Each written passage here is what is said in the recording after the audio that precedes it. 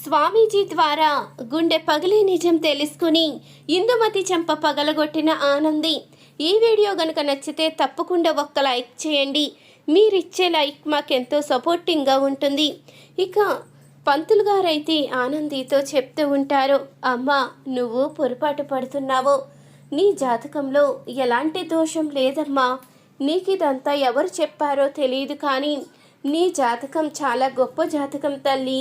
నీ జాతకం ప్రకారం నువ్వు అమ్మా నాన్నని పిలిస్తే నీ తల్లి తండ్రికి ఎలాంటి హాని జరగదు.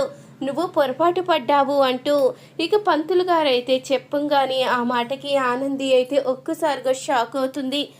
లేదు, ఆ రోజు ఆ గుడిలో ఉన్న స్వామీజీ వారే ఇదంతా చెప్పారు. ఆయన ఎంతో మహిమగల స్వామి.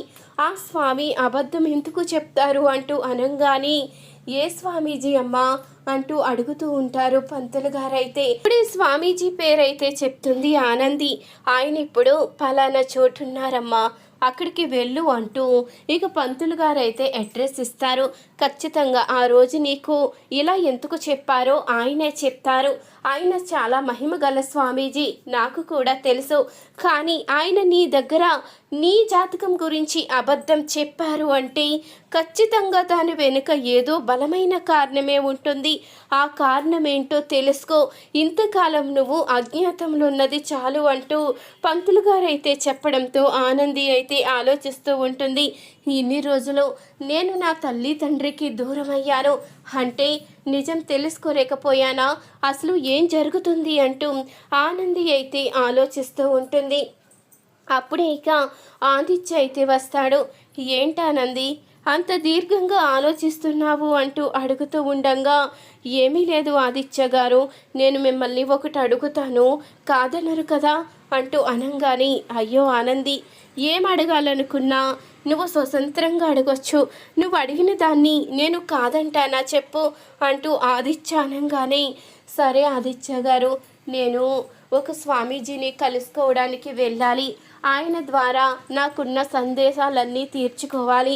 మీరు పర్మిషన్ ఇస్తే వెళ్తాను అంటూ అనంగాని, అయ్యో దీంట్లో నన్ను అడిగేదేముంది, నీకు వెళ్ళాలి అనిపిస్తే వెళ్ళు, అవసరమైతే నేనే దగ్గరుండి తీసుకువెళ్తాను అంటూ అనంగాని, మీరు తీసుకువెళ్ళవలసిన అవసరం లేదు ఆదిత్య గారు, మీకు ఆఫీస్లో వర్క్ ఉంది కదా, మీరు వెళ్ళండి, నేను వెళ్ళి కలుసుకుని నిజ నిజాలన్నీ తెలుసుకుని వస్తాను అంటూ అనంగానే, సరే ఆనంది వెళ్ళు అంటూ ఇక ఆదిత్య అయితే చెప్తూ ఉంటాడు. అప్పుడే ఇక ఆనంది అయితే అనుకున్న విధంగానే స్వామీజీ దగ్గరికి అయితే వెళ్తుంది. ఇక ఆనంది వెళ్ళేసరికి బయటున్న ఇక మిగతా స్వాములైతే, అమ్మ స్వామీజీ ధ్యానంలో ఉన్నారు, మీరు ఒక అరగంట ఇక్కడ ఆగండి, లోపలికి అప్పుడు వెళ్ళొచ్చు అంటూ ఇక చెప్తూ ఉంటారు. ఇంతలో అప్పుడే స్వామీజీ అయితే లోపలికి ఆనందిని పంపించండి అంటూ పిలవంగానే ఆ పిలుపుకి బయటున్న స్వాములైతే, అమ్మా నువ్వు వచ్చావని స్వామి వారికి అర్థమైంది, నిన్ను లోపలికి రమ్మంటున్నారమ్మా, వెళ్ళు అంటూ ఇక స్వాములైతే లోపలికి పంపిస్తారు.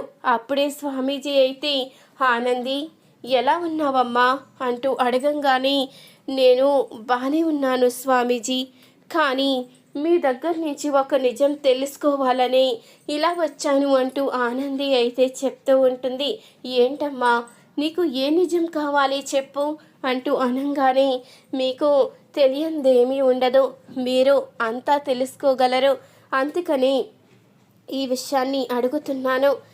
నేను చిన్నప్పుడు నా తల్లి తండ్రి దగ్గర ఉన్న వాళ్ళని అమ్మా నాన్న అని పిలిచిన వాళ్ళకి ప్రాణగండమని మీరే చెప్పారు కదా.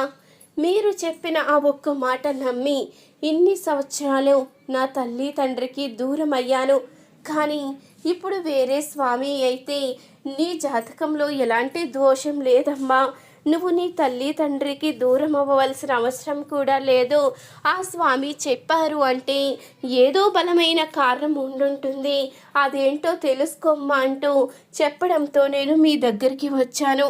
నిజం చెప్పండి స్వామీజీ, నేను నా తల్లి తండ్రి దగ్గర ఉండడం వల్ల, వాళ్ళని అమ్మా నాన్న అని పిలవడం వల్ల వాళ్ళకి నిజంగానే ప్రాణాపాయ పరిస్థితి వస్తుందా, నిజం చెప్పండి అంటూ అనంగానే, లేదమ్మా నువ్వు నీ తల్లి తండ్రి దగ్గర ఉన్నా వాళ్ళకి ఎలాంటి ఆపద రాదు అంటూ స్వామి అయితే చెప్పంగానే మరి ఇన్ని సంవత్సరాలు నేను అజ్ఞాతవాసంలో ఉండేలా ఎందుకు చేశారు స్వామి?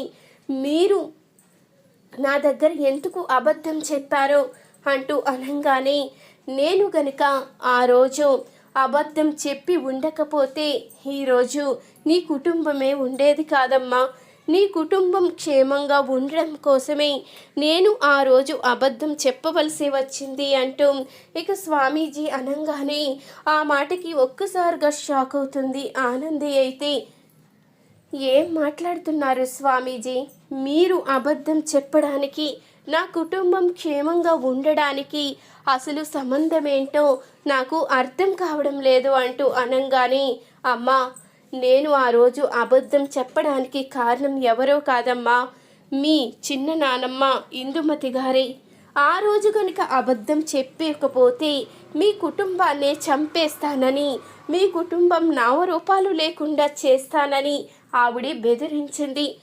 కాలక్రమేణా జాతకం ప్రకారం కూడా ఆవిడ వల్ల మీ కుటుంబానికి ఆపద ఉందని నాకు ముందే దివ్య దృష్టి ద్వారా తెలిసిందమ్మా. నేను గనుక ఆ రోజు అబద్ధం చెప్పకపోతే ఖచ్చితంగా మీ కుటుంబానికి ప్రాణాపాయ పరిస్థితి ఉంది. అందుకని ఆ రోజు ఆ భగవంతుడి మీద భారమేసి ఎప్పుడు నా నోటంట అబద్ధాలు పలకని నేను ఆ రోజు ఆ శివయ్య సాక్షిగానే అబద్ధం చెప్పాను. ఇన్ని సంవత్సరాలు నిన్ను ఆ కుటుంబానికి దూరం అయ్యేలా చేశాను. నేను చేసిన తప్పుకి ఇప్పటికీ నేను కుమిలిపోతూనే ఉన్నాను. కానీ ఇదంతా చేసింది నీ కుటుంబ క్షేమం గురించేనమ్మా అంటూ ఇక స్వామీజీ అయితే చెప్పంగానే ఇక ఆ మాటకి ఆనంది అయితే చాలా బాధపడుతూ ఉంటుంది. స్వామి, మీ కారణం మీరు చెప్పారు, కానీ ఇన్ని రోజులు అమ్మ అని పిలిస్తే ఎక్కడ జ్యోతమ్మకి ప్రమాదమో అని నేను ఇప్పటి వరకు నా నోటితో అమ్మ అని కూడా పిలవలేదు. ఇదంతా జరగడానికి కారణం ఆ ఇందుమతి గారు. ఖచ్చితంగా ఆవిడ్ని వదిలిపెట్టేదే లేదు. నేను ఒక అనాథగా బ్రతికేలా చేసింది. నా జీవితమే సర్వనాశనం చెయ్యాలని చూసింది. ఇదంతా చేసిన ఆవిడ్ని ఎలా వదులుతాను అంటూ ఆనంది అయితే కోపంగా ఇక ఇంటికైతే వస్తుంది. అప్పుడే ఇంతలో ఇందుమతి అయితే, ఏంటి, ఎక్కడికి, నువ్వు లోపలికి రావడానికి వీల్లేదు అంటూ అనగానే, ఏంటి, నన్నెందుకు ఆపుతున్నారు అంటూ అడుగుతూ ఉంటుంది ఆనంది. నువ్వు ఈ ఇంట్లో అడుగు పెట్టవలసిన అవసరం లేదనుకుంటా.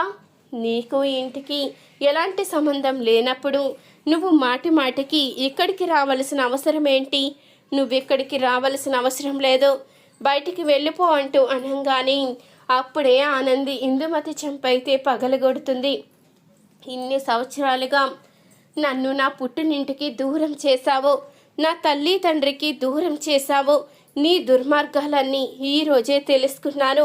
నా కుటుంబం జోలికి వచ్చినా, నా తల్లి తండ్రికి ఆపద తలపెట్టాలని చూసినా ఊరుకునేదే లేదు, చంపేస్తాను అంటూ ఆనంది అయితే ఇందుమతికి వార్నింగ్ ఇస్తుంది.